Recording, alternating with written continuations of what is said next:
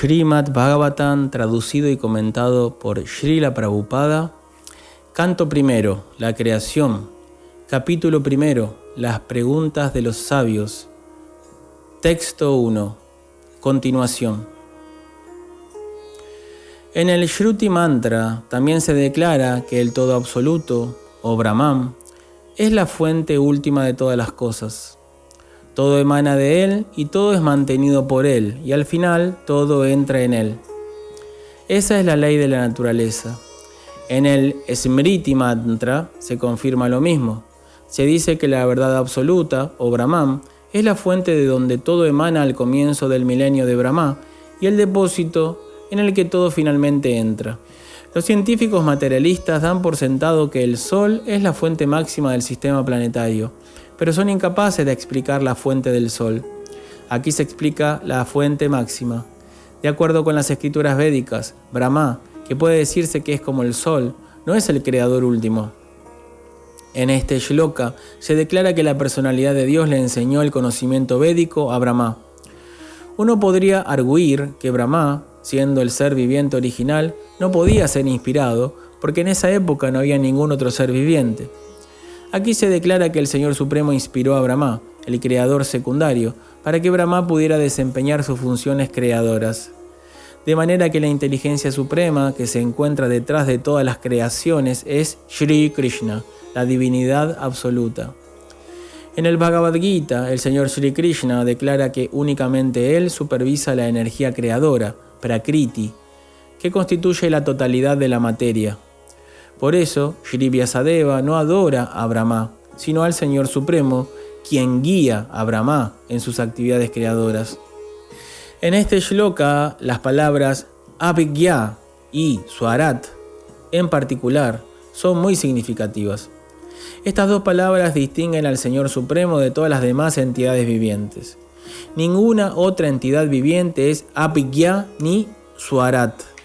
Es decir, nadie está plenamente consciente, ni nadie es totalmente independiente.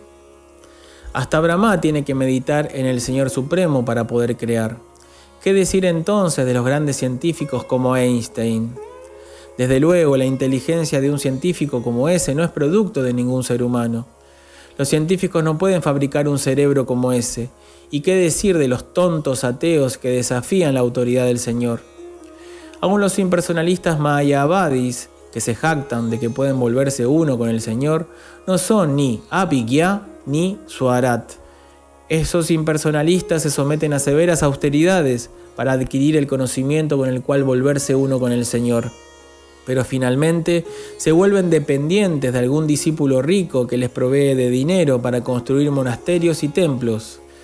Ateos como Ravana o Hiranyakashipu tuvieron que someterse a severas penitencias antes de que pudieran burlarse de la autoridad del Señor. Pero en fin de cuentas, se hizo que fueran impotentes y no pudieron salvarse cuando el Señor apareció ante ellos en forma de la cruel muerte. Esto es lo que ocurre también con los ateos modernos que se atreven a burlarse de la autoridad del Señor. Dichos ateos serán tratados de forma similar, pues la historia siempre se repite.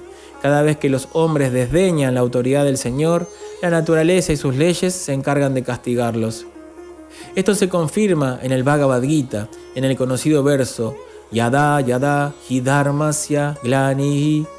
Cuando quiera que hay una declinación en el Dharma y un aumento del Adharma o Arjuna, en ese momento yo me encarno. Bhagavad Gita 4.7.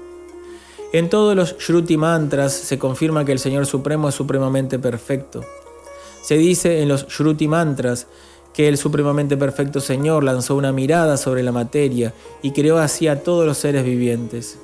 Los seres vivientes son partes integrales del Señor, y Él impregna de chispas espirituales la vasta creación material, y de esa manera las energías creadoras son puestas en movimiento para realizar las muchas y maravillosas creaciones. Un ateo podría arguir que Dios no es más experto que un relojero, pero por supuesto que Dios es más grande, ya que Él puede crear máquinas en formas dobles, masculinas y femeninas. Las formas masculinas y femeninas de los diferentes tipos de maquinarias continúan produciendo innumerables máquinas similares, sin la necesidad de la atención adicional de Dios. Si un hombre pudiera fabricar un conjunto semejante de máquinas que pudieran producir otras máquinas sin su atención, podría entonces acercarse a la inteligencia de Dios. Pero eso no es posible, pues cada máquina tiene que ser manipulada individualmente. En consecuencia, nadie puede crear tan bien como Dios. Otro nombre de Dios es Asamordua, que significa que nadie es igual ni más grande que Él. Param Satyam, o la verdad suprema, es aquel ante el cual nadie es igual ni superior. Esto se confirma en los Shruti Mantras. Se dice que antes de la creación del universo material existía únicamente el Señor, quien es el amo de todos. Ese Señor instruyó a Brahma en lo referente al conocimiento védico. Ese Señor tiene que ser obedecido en todo aspecto. Cualquiera que desee deshacerse del enredo material debe entregarse a él. Esto también se confirma en el Bhagavad Gita. A menos que uno se entregue a los pies del loto del Señor Supremo, es seguro que estará confundido. Cuando un hombre inteligente se entrega a los pies del loto de Krishna y entiende completamente que Krishna es la causa de todas las causas, como se confirma en el Bhagavad Gita, solo entonces puede un hombre así de inteligente volverse un Mahatma o una gran alma. Pero un alma tan grande se ve muy rara vez. Solo los Mahatmas pueden entender que el Señor Supremo es la causa primordial de todas las creaciones. Él es Parama, o la verdad última, porque todas las demás verdades están relacionadas con Él. Él es omnisciente. Para Él no existe ilusión alguna. Algunos eruditos mayavadis arguyen que el Srimad Bhagavatam no fue recopilado por Shri Vyasadeva, y otros sugieren que este libro es una creación moderna escrita por un tal Bopadeva. Para refutar semejantes argumentos insensatos, Sridhar Swami señala que en muchos de los Puranas más antiguos se hace referencia al Bhagavatam.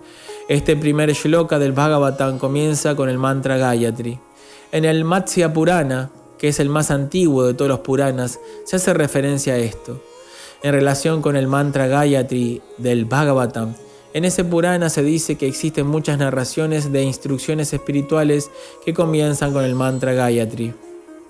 Y existe la historia de Vritrasura. Todo aquel que regale esta gran obra en un día de luna llena alcanzará la perfección más elevada de la vida, que consiste en regresar a Dios. También se hace referencia al Bhagavatam en otros Puranas, en lo que se afirma claramente que esta obra fue completada en 12 cantos, que comprenden 18.000 shlokas. En el Padma Purana también se hace referencia al Bhagavatam en una conversación entre Gautama y Maharaj Ambarish. Allí se le aconsejó al rey que, si deseaba liberarse del cautiverio material, leyera regularmente el Srimad Bhagavatam. Ante tales circunstancias no hay duda respecto a la autoridad del Bhagavatam. En los últimos 500 años, muchos eruditos sabios y acharyas, tales como Shiva Goswami, Sanatana Goswami, Vishvanatha Chakravarti, Vallabhacharya y muchos otros distinguidos eruditos, incluso después de la época del señor Chaitanya, elaboraron detallados comentarios acerca del Bhagavatam. El estudiante sincero haría bien en tratar de examinarlos para saborear con mayor deleite los mensajes trascendentales. Srila Vishvanatha Chakravarti Thakur trata específicamente la psicología sexual original y pura, Adi Rasa, despojada de toda embriaguez mundana. Toda la creación material se mueve bajo el principio de la vida sexual. En la civilización moderna, la vida sexual es el punto focal de todas las actividades. A donde quiera que uno mire, ve que la vida sexual es lo preponderante. Por consiguiente, la vida sexual no es irreal. Su realidad se experimenta en el mundo espiritual. La vida sexual material no es más que un reflejo pervertido del hecho original. El hecho original se halla en la verdad absoluta, y por eso la verdad absoluta no puede ser impersonal. No es posible ser impersonal y contener vida sexual pura. De manera que los filósofos impersonalistas le han dado un impulso indirecto a la abominable vida sexual mundana, por haber hecho demasiado énfasis en el carácter impersonal de la verdad última. Como consecuencia de ello, el hombre ha aceptado la pervertida vida sexual como lo máximo que existe, por no tener información de la verdadera forma espiritual de la vida sexual. Existe una diferencia entre la vida sexual en la enferma condición material y la vida sexual espiritual. Este Srimad Bhagavatam elevará gradualmente al lector imparcial a la más elevada y perfecta etapa de la trascendencia. Lo capacitará para trascender las tres modalidades de las actividades materiales: las acciones fruitivas, la filosofía especulativa y la adoración de deidades funcionales, tal como se inculca en los versos védicos.